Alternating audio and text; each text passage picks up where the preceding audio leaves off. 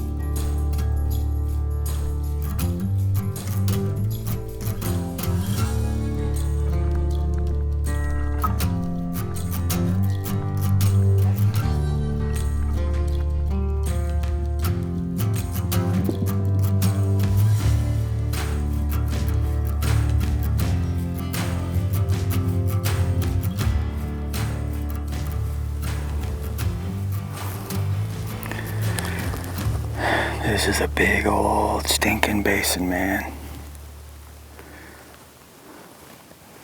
I don't know how many miles there are to cover here. So I'm hoping to be able to do some spot and stalk this week. I've yet to see an antelope. It's now probably 3 or 4 in the afternoon. I have not seen a critter. After 5 years of sitting out the waiting period for antelope here in Nevada, I've drawn another tag. But in my mind, I thought I put in for the rifle hunt in this area, but somehow I drew it for archery instead. It's not that I don't love chasing antelope with my bow, but I knew that I would have limited time this year due to other constraints.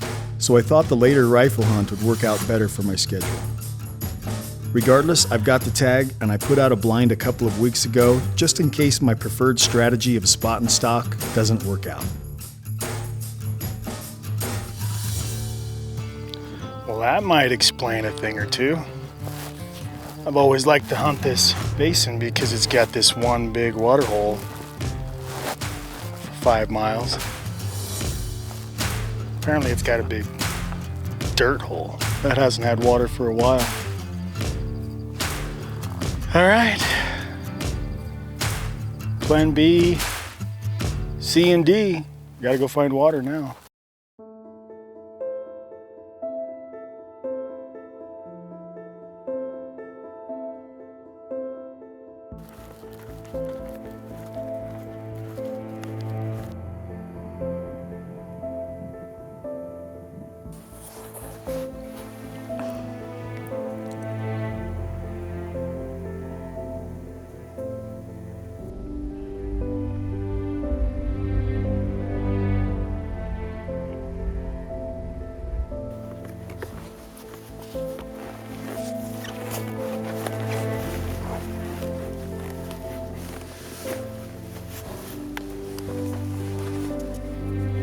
Got a nice little buck up here with just a few does in a nice little spot up there. Just gonna kind of look at them through the spot scope, see if maybe they'll lay down or if that's gonna be the little pocket of sage where they're gonna stick out. But stinking antelope, man,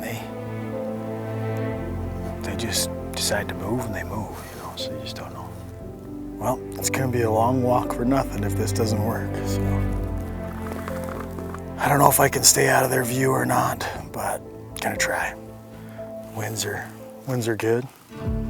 It's getting hot, so maybe they'll settle. Maybe they'll lay there. We'll see. Get after it.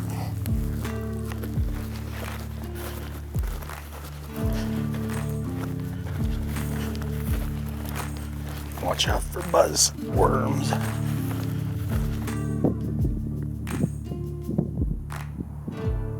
And there they go. From down below, it looked like there was more of a cut through here that I could stay low enough to stay out of their sight, but I wasn't. They're headed back down that direction. I came on this side because there's that lake over here a couple of miles, and there's no water that I know of around back this direction, so I figured if I could get up in here into a spot, I knew I couldn't get real close to them, that maybe they would start to feed out this direction, go into water. Good plan. Poor execution. Next.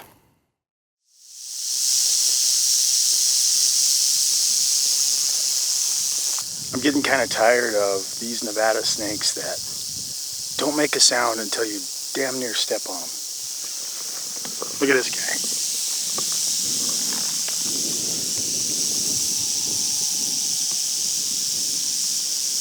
This one's a hoss. Since he's big and fat, I think we're gonna make him dinner. We got dinner now. Nice and fat. Back here in my stabbing cabin. This is one of the few hunts of the year that I actually get to use my trailer.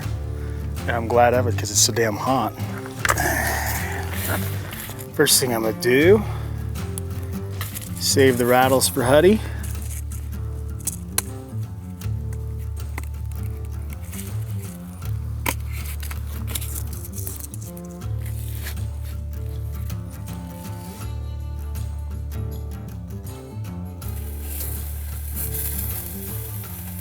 Some might say that snake tastes like chicken. Well, maybe chicken tastes like snake. I think that it tastes better than chicken. It's kind of the calamari of the desert. A little rubbery by texture, but tends to go down smooth. Couple it with some Swiss cheese and Ritz crackers, and you've got some mighty fine table fare. Or in this case, a nice tailgate dinner.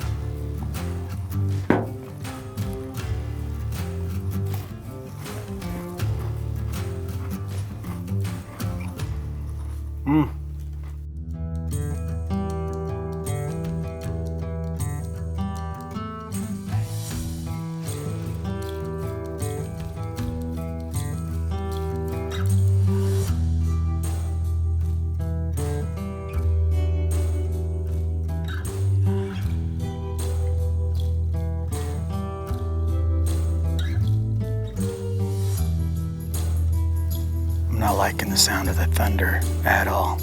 I got it over here and over here. And it looks like they're gonna kind of come together right here. I better creep back here and look on the backside of this. Make sure there's not something even uglier that I can't see. You like to think that the lightning's not gonna get you?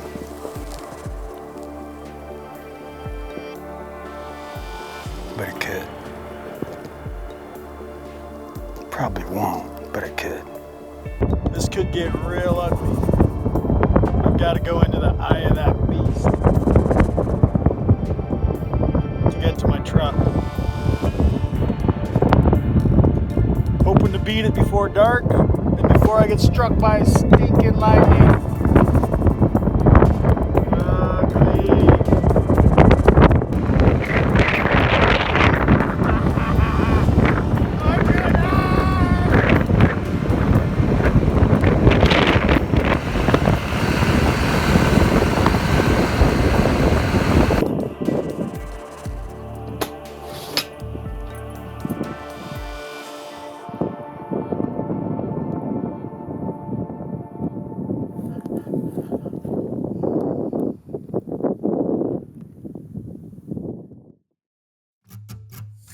With a couple of days of storms in the forecast, I decided to go home and get some final production work done.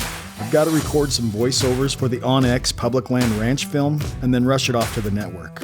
I also get a call from my good friend Ryan Lampers, who just smashed a giant muley just a few hours away. So tomorrow, I'm heading off to meet him in Elko to see his deer, hear the story, and record an episode of the podcast. I like your travel companion. Yeah, you like that? Yeah, that looks good. He rides well. Dang. Oh, he is heavy, isn't he? He is. Oh, yeah. He's a heavy beast. Isn't he? He's got all kinds of cool stickers and bumps. Little kicker here that I saw. Look how heavy he is. Just bananaed out. Everywhere. I mean, it's just like... Dude, you made out. That is a great buck. Isn't that a great buck? I never, in all the years I hunted that area, I never saw one like No. that. Yeah, I'm kind of liking Nevada. Right? Pumped up, and I would have loved to have seen this buck hardhorn, because he's got those flares. Just bladed. Bladed out right there, really bad. Are you gonna try to keep him velvet or? Yeah, he's dried out, which is good. It Yeah, was he's easy perfect. because he wasn't all puffed up, so he's gonna dry out just perfect. I'm gonna toss him in the freezer and get him You're a done. dog. You know that, right? What's that? You're a dog. You know that, right? Mm-hmm. Wow. It's funny, you get a buck like this, and this has just got like the prettiest velvet. He's dried, which is awesome. Yeah. But yeah, you wonder what he'd be like if he was hard-horned. I'll tell you what. And bladed out. Almost every one of these fingers is bladed. It's just... Can you picture a buck like that, like a mountain buck with a dark chocolate horns. just rubbed? Because out here in the desert, he could be white horn. That's the dream, that dark chocolate. Yeah, that is it. All these big knobby brows and stickers, and there's some critters out there in Nevada, man. I love this state. And it's August. It doesn't even feel like deer season yet. Yeah. Now you got a couple more weeks of summer vacation, and then you go back to hunting again. I know. Yeah, it's true. I got to go back and do some garden prep and make some spaghetti sauce, tomatoes, all that, and then go back to hunting, Tim. I'll tell you what, I'm not kidding. I am so intrigued by that stuff. It's not even funny. Like, I want to know more about it, and it's all things that I did growing up, and I just want to get back into that. And so I'm going to be hitting you up a lot on that. Well, the thing about it is, like, we've tried incorporating that into my hunts, right? So making your own food with all that spaghetti sauce goes into making the spaghetti that would dehydrate. Dude, I was eating like a king up there chasing this guy around because it's all garden food. And it didn't have all the potassium and all the preservatives and all the sodium and all the crap No, it's everything that I kills put me. in. It had like, it had my own meat from last year, and basically everything out of the garden, vegetables, whatever egg noodles you're using if you're making spaghetti, or rice dishes, or chili. It's sky's the limit. Whatever you want to make, eat good, and I'm sure some of this deer's meat will be going into that for next year's hunt. So yeah, heck yeah, it's a good process. Awesome, man. Well, I'm extremely grateful that I got to lay eyes on it and talk with you a little bit about this. I guarantee you're going to be on some other podcasts and doing different things. And hopefully I get to tell the story on our podcast and go over all the details and all that. It should be pretty cool to relive that with my wife. Well, again, thanks for inviting me. I'm glad I got to show this off to you first, and somebody got to see it. Golly, dude, this deer is amazing. Draw a deer tag, Tim. Draw a deer tag. Here, I'm gonna get it and then get next to you, and we'll get a little bit of a picture here.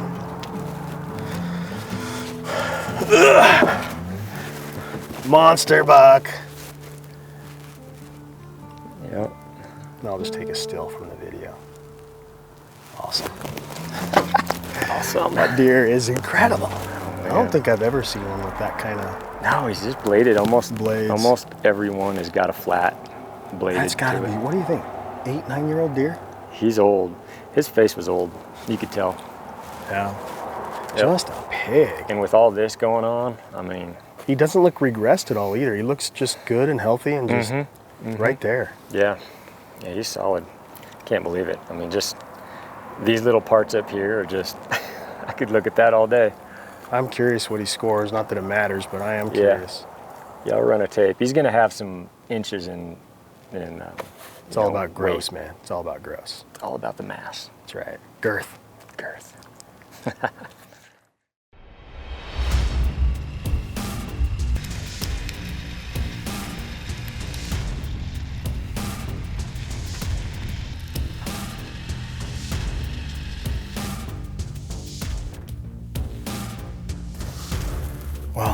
I've just spotted a pile of antelope. They're just this side of that desert lake. I was over on the other side driving along and saw them on the other side, so it looks like there's a pretty low swale right here that I can tuck in and work my way right in and just kind of look over. At least get a good look at them. We're probably not going to get close to them, but try.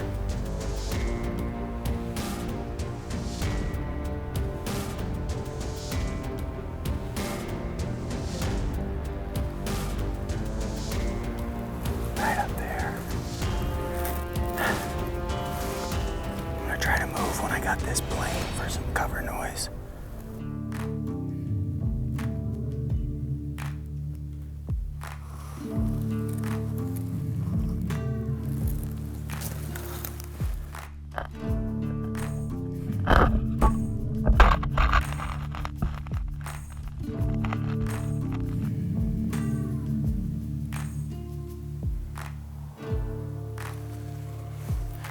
Just go a little farther and then I'm going to shed my pack.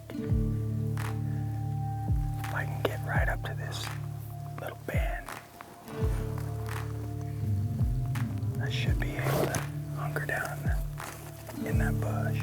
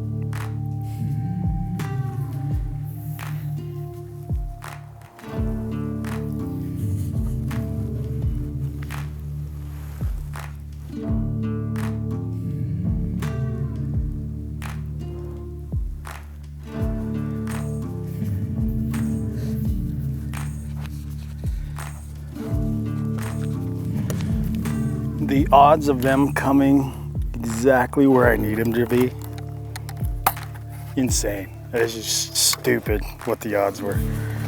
But they stinking did it, man. I can't believe it. I didn't ever see the buck right here. I saw ears and then I saw him step out. The closest one there was 41 yards. So definitely could have flung something. Is what it is, man. Empty water jug. Gotta hoof it back to the Honda. Give me some more water. If I was to lay odds and bet that that was gonna happen, it wasn't gonna happen. I would have bet money. Holy crap, that was fun. All right, let's go find another buck and do it again. Crawling around in the middle of the desert sun, parched and dehydrated with sore feet and sunburned ears is more than enough to make a man crazy. But when your mental faculties are in question to begin with, it's not really that bad. The only thing on my mind right now is making a long walk back to my quad and finding another one to go after. I don't know if this has been a good bad day or a bad good day. Oh, I need a bath. On hunts like this, I'm reminded of what Remy always has to say. Sometimes I'm not out here just for the hunting. I'm recreating. Spending time scouting the area, cruising around on the four-wheeler with my son, camping and hiking is fun. Killing a big buck when you get the chance is awesome too, if you can make it all happen. But you can't get so caught up in the hunt alone that you forget to live. Living is doing. Time is going to pass no matter if you're in the bed or on the mountain. So why not do as much as you can do and live life like you are free?